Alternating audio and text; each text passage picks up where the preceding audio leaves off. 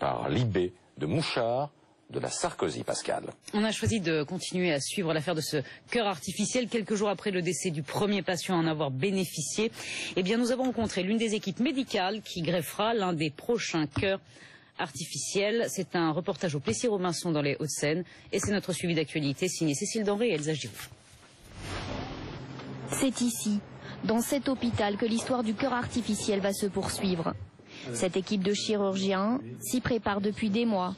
Ils s'entraînent à implanter le cœur artificiel de la société Carmat sur des animaux.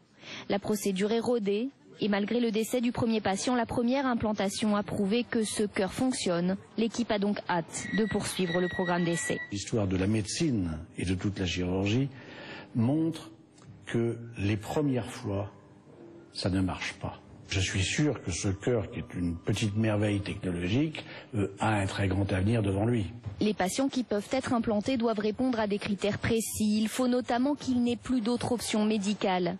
3 patients correspondraient à ces critères. Les prochaines implantations pourraient donc avoir lieu vite. Mais il faudra attendre de connaître les causes exactes du décès du premier implanté pour voir si le cœur artificiel mérite des modifications.